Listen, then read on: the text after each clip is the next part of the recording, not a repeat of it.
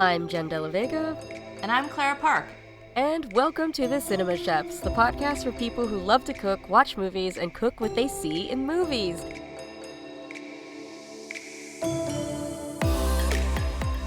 Today, we are going to talk about the ultimate bowl of ramen in Tampopo. Some spoilers ahead if you haven't seen the movie, and if you're going to watch it, I want to issue a content warning for mild violence, nudity, and sexual content. Spoiler.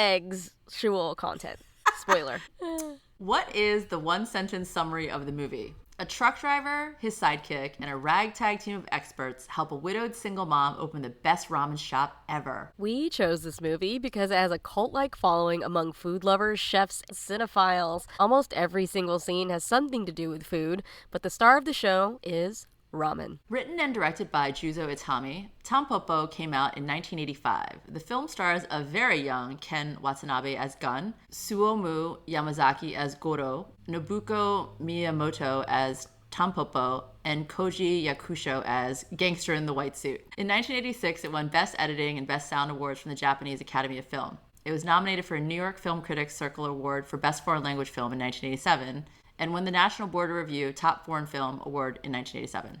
The following year, the film was nominated for Best Screenplay, and Itami was nominated for Best Director by the National Society of Film Critics Awards. Whoa, talk about a media darling. You know Tampopo is his wife? What?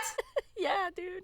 I was reading on filmcomment.com, Michael Straglo said, when I interviewed Itami and Miyamoto in 1987, he said there's quite a correlation between filmmaking and the restaurant business. They both need to satisfy indefinite and unknowable things in the audience and bring in, within budget, products that are of high quality and will make a profit. That is really deep and also highly accurate.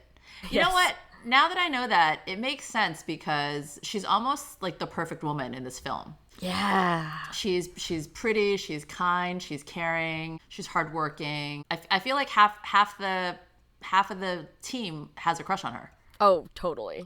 Wait a minute, rewind. Gun is Ken Watanabe from Inception? Samurai, Godzilla, Tokyo Vice. Wow. Guy's got 86 acting credits on IMDb. I didn't realize that was him. I definitely didn't realize it was him until looking up the cast on IMDb. I saw this movie for the first time in college, or right out of college. It's a very different movie to me now, so many years later, and now that I'm a chef. As you mentioned earlier, almost every single scene has something to do with food. And I think what's also interesting is that it's not just Japanese food. They do Korean barbecue, they do Peking duck. There's all these different kinds of, and obviously French food, and there's a lot of foods from around the world. I really didn't notice that the first time I saw it. Mm-hmm. I saw it about the same age as you, but my dad was into it in the 90s. He was ahead of the game. He really loves this movie. That's so awesome. My dad loves movies, but I don't think that he would love this movie because it's so quirky. Quirky is a good word for it, yeah.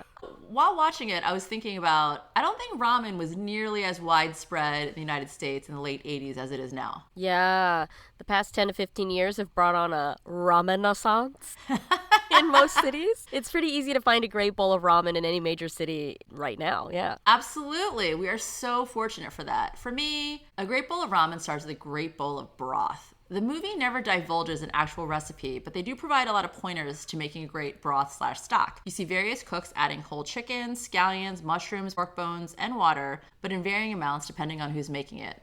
First, they mention that you need to have good quality meat, nothing old or not tasty. This is very true. A high quality chicken will have more flavor than a poor quality one. I actually went through a serious debate about making stock with a chicken that was very old. Oh.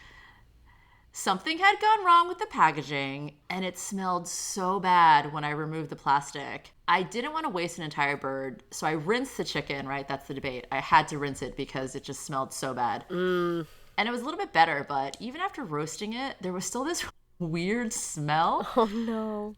So I carved out the chicken breasts and then threw it out. Normally, I would make chicken stock, but I just didn't want to make stock with a weird, smelly chicken carcass. Yeah, I getcha. It's like cooking with wine that you want to drink, you know? Like, don't cook with wine that you don't want to drink, because that flavor's gonna stick in there. Yeah, absolutely. If you don't want to eat it the first time, why would you want to eat it the second time? Yeah.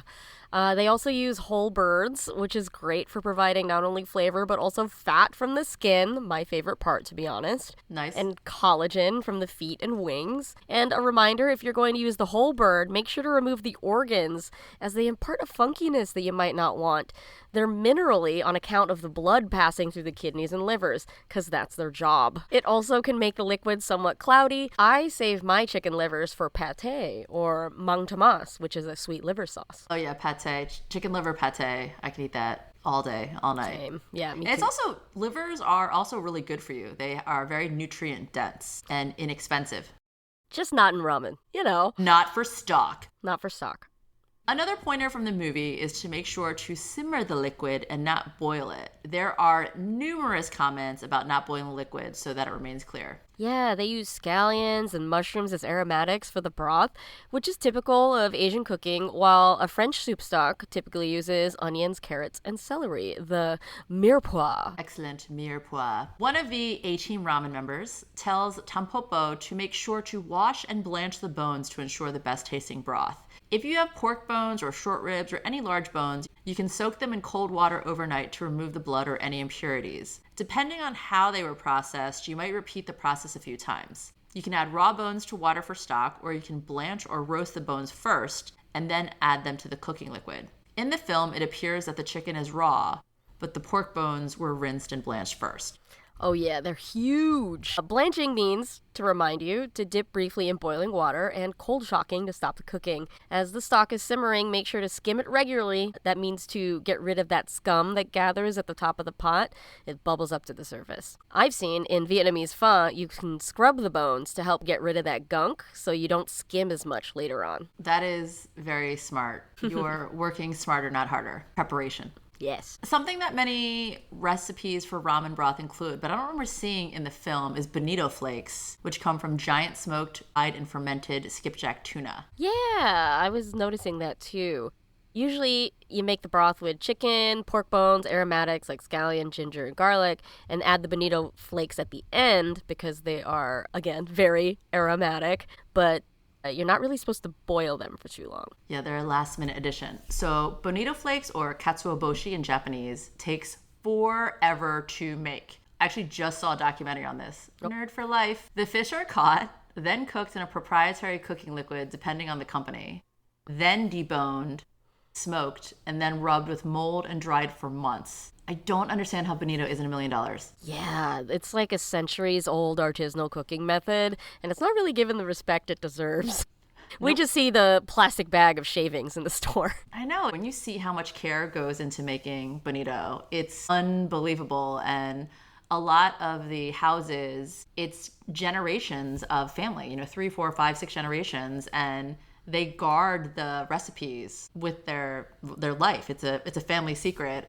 The documentary filmmaker asked one of the men, like one of the older men, he's like, how do you know when it's done? And he's like, when it's done. So there's no like rhyme or reason to it. It's like they kind of, by look, feel, and taste, they decide when it's done, which differs from something like, Parmesan cheese, where it's like age 12 months, 24 months. There's all these rules. But I think the beauty of katsuoboshi is it's kind of in the feel with the people that have been working with it for decades and whose families have been working with it for centuries. They have kind of all these tricks and tells and feels for when it's ready. And I think that's really beautiful. We'll have to put a link in the show notes to this documentary. Oh, it's so good.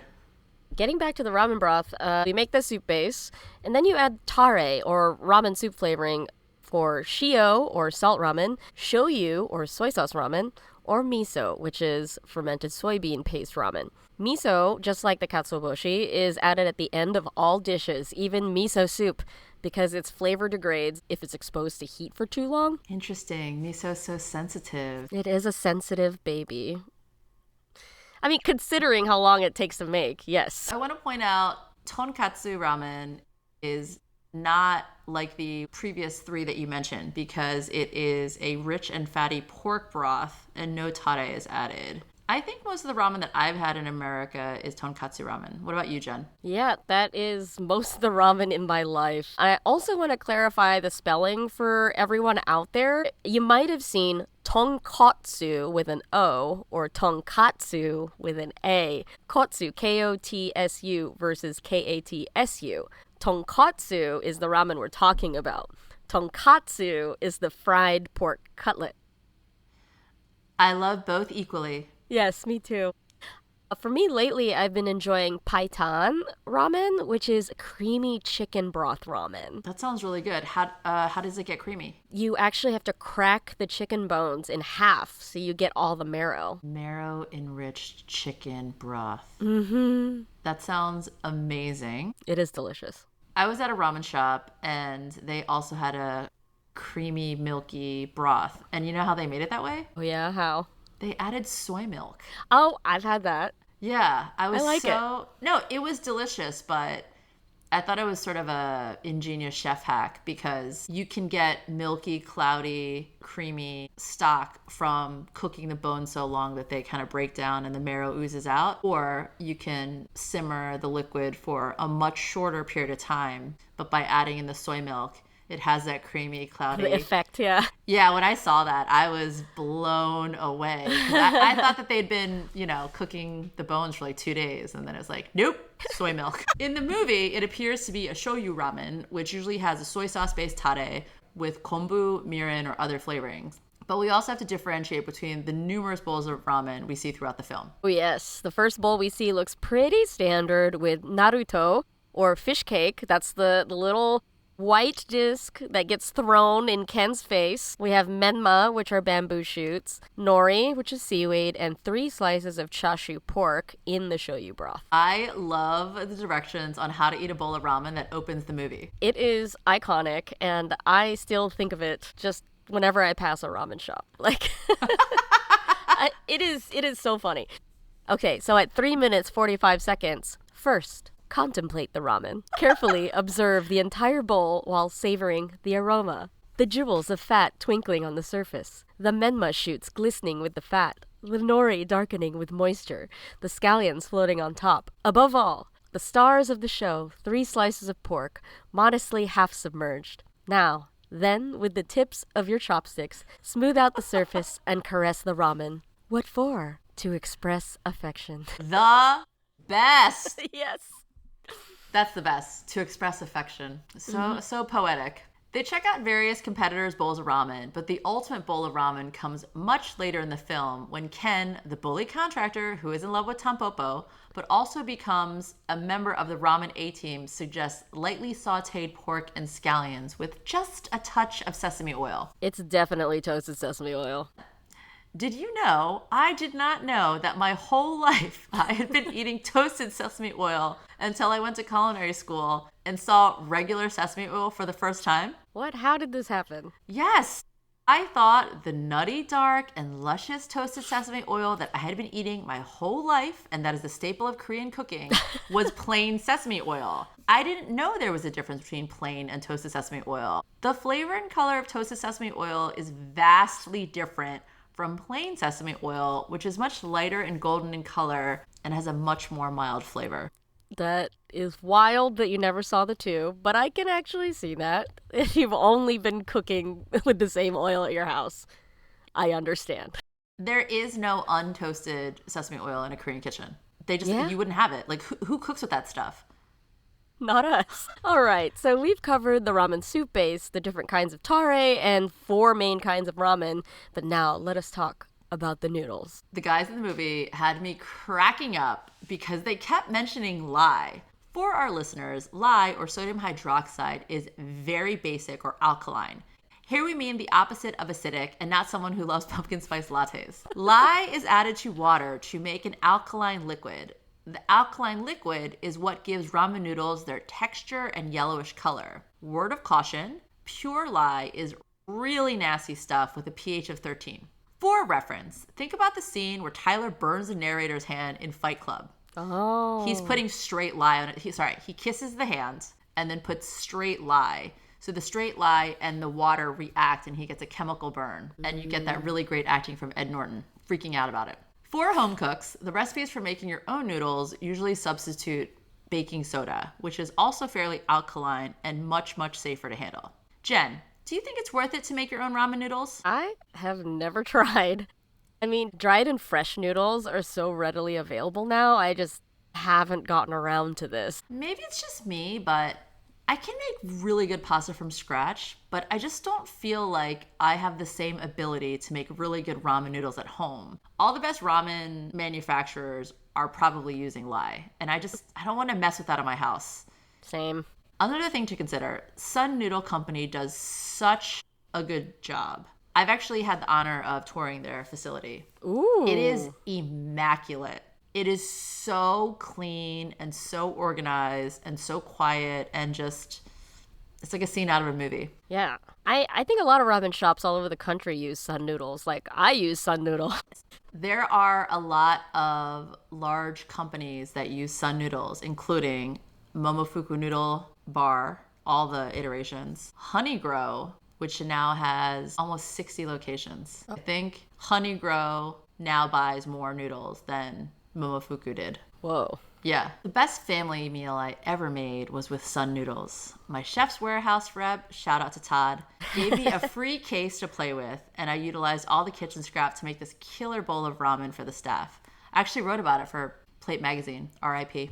Oh, yeah, RIP. I hope there's an archive version we can link here. That'd be great. Okay, so where is the ramen in the movie? We already spoke about the one at the opening of the film, but at 8 minutes 36 seconds, we have Gunn saying, "I've got a bad feeling about this." We mentioned earlier not to boil the broth, but the noodle water has to be boiling or it will be waterlogged. So, Clara, how long do you typically cook fresh ramen noodles? Until they're done. Okay, master noodle maker. I think with any kind of ramen noodle pasta, I cook it till it floats. That's a great visual indicator for folks at home. And then if I'm impatient, I just keep tasting it. I actually like it on the firmer side, so I go like 30 seconds less than what they tell you. Amazing. That is also what's great about cooking noodles at your house. You can cook it to the doneness that you want. My mom loves stuff like really mushy. Oh no, Mom. She went to Italy and she complained that all the pasta was undercooked. Mom. Gosh, Mom. But yeah, that's one of my favorite movies in the movie too. Because he's so serious. He's like, look at the water. I've got a bad feeling about this. Yeah, and it's true. Her water is like not even swirling. It's like, just still. Tepid. It's like gross. Lukewarm bath water. It's all dingy and gross. Later on in the film, at 36 minutes, 27 seconds, we get her diatribe about the competitor's bowl of ramen. I'll read it to you now. "The broth smells of overcooked pork bones. The vegetables hiding the stink are too sweet, and the kombu's too heavy. If you use anchovies in the broth, but anchovy guts are too stinky for ramen. You let the noodles sit too long and lie. Overcooked pork. Menma is boiled, not pickled."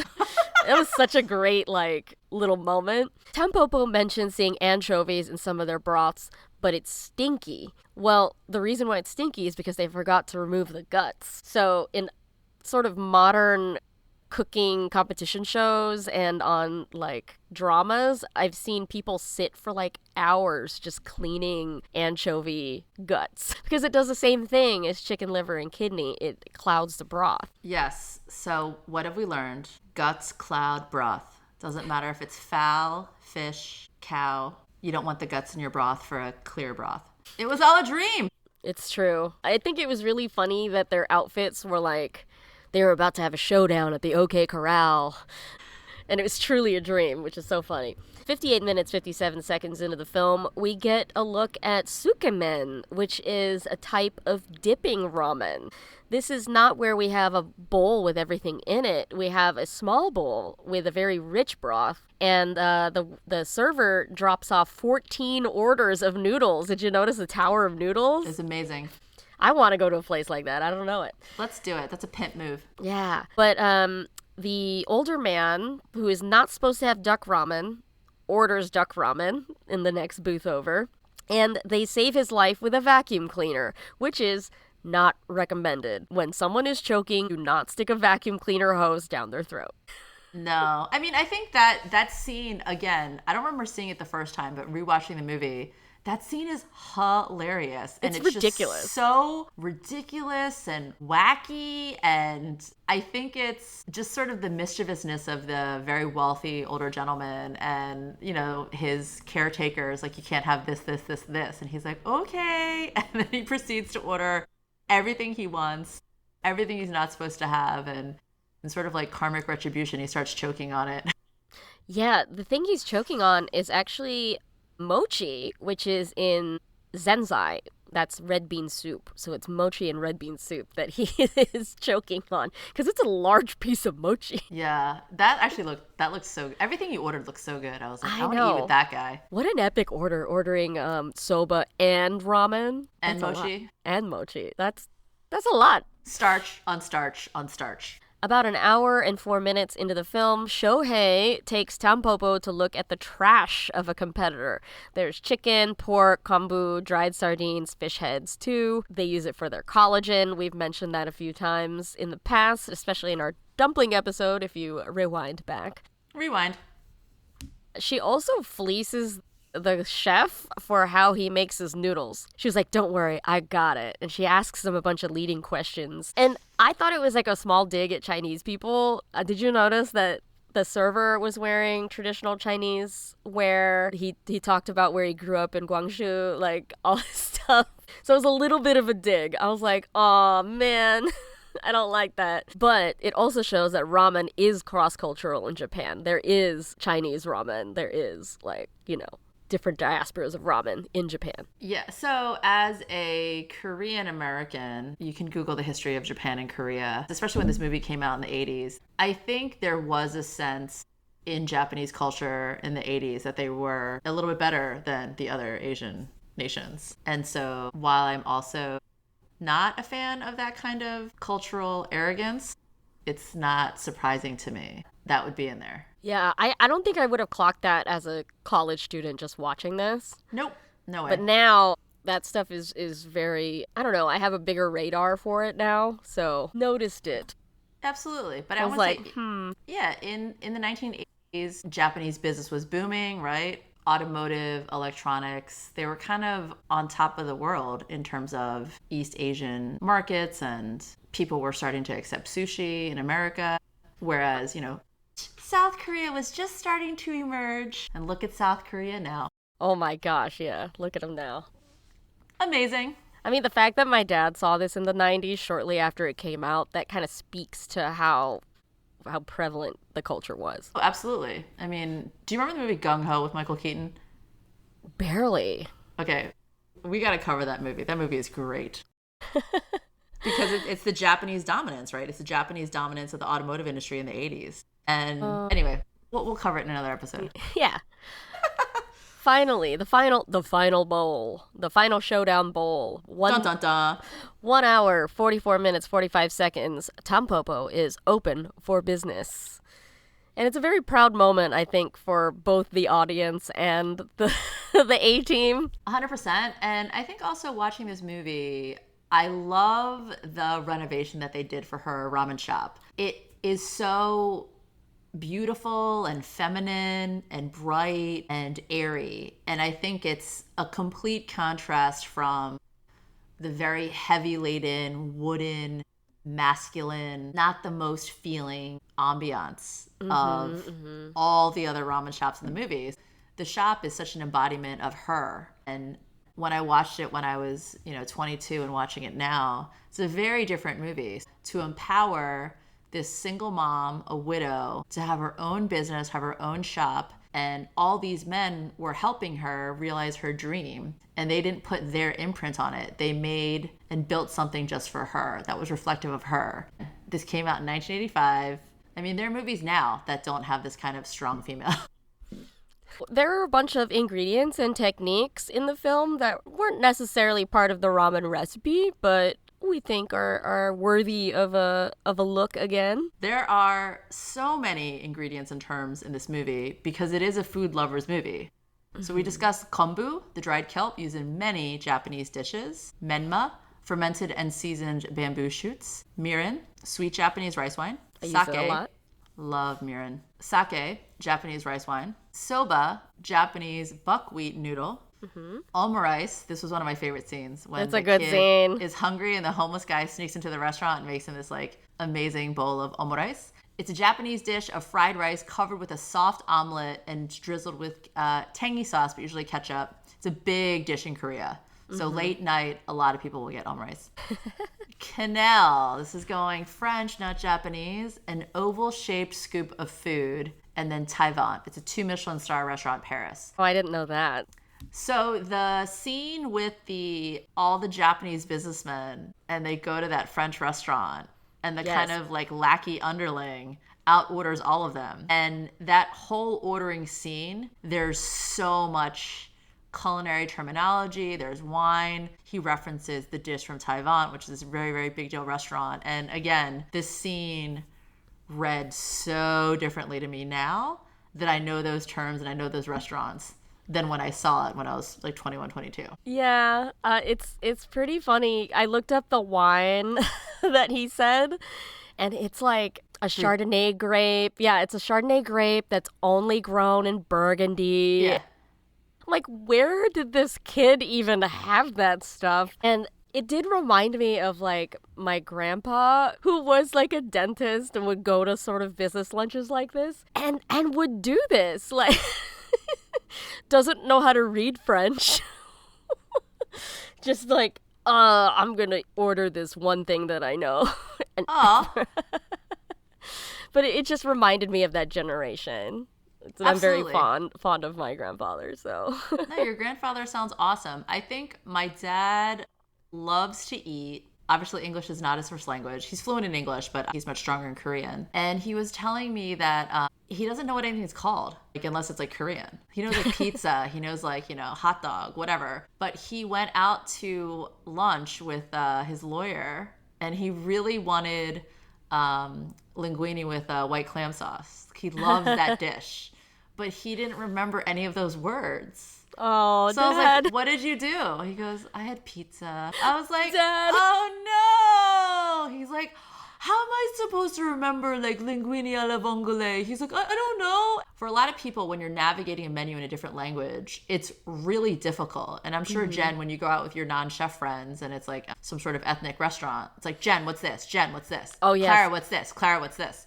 And I think this scene is clever because it's the underling, the lackey, the one that's kind of getting like the shit kicked out of him, carrying boxes, and everyone's really rude to him and dismissive because he's the lowest on the totem pole.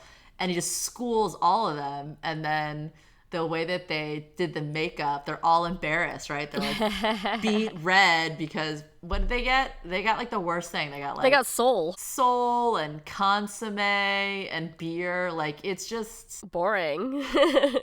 Nope. And as we talked about in the Phantom Thread episode, this guy orders with class. He knows the wine, he knows the dishes, he knows where the dishes come from, he knows their origin, their legacy. I mean, this is a guy who really understands and enjoys the finer things in life. So yeah. I love this scene.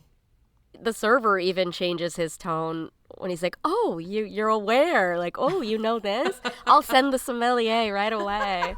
So good. The best. Okay, listeners, where is the best ramen? Clara, where do you think the best ramen is? My favorite ramen place in Philly is Terakawa Ramen. In New York, I still love Ippudo. And in LA, I love Daikokuya in Little Tokyo. What about you, Jen? I'm also a huge fan of Ippudo. I'm a new fan of Susuru Ramen in Queens, which has the chicken python that I was talking about. I also often go to Ramen Setagaya in Williamsburg. Oh, so good. One of the most surprising bowls I had was at Yuzu in Beaverton, Oregon. Do they even have Japanese people in Beaverton? There's a pocket of them. It's a little north of Portland, but I had one of the best bowls of ramen out there. That was crazy. Amazing. My dad loves Jinya in California, if you ever drive by a Jinya. Yeah, no, I'll check it out. What town in California? I think it's in the Valley. Valley? Okay. Jen, did you contemplate the ramen? Did you quietly apologize to the pork? I will now. I'm sorry. Sorry, pork. Listeners, can you share your favorite ramen in your town with us? please do. Tune in next time as we share our tips and insights for special occasion dining in our final movie for season 1 of The Cinema Chefs, Big Night. Thank you for tuning in to The Cinema Chefs. Please share your tips and tricks with our Instagram at The Cinema Chefs or drop us a line at thecinemachefs@gmail.com. We hope you enjoyed the show. This is Jen and Clara signing off. Just remember, you can become a better cook just by watching a movie.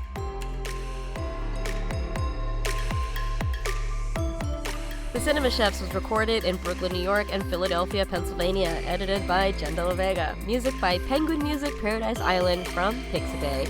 Our logo is by Nikki Newsom.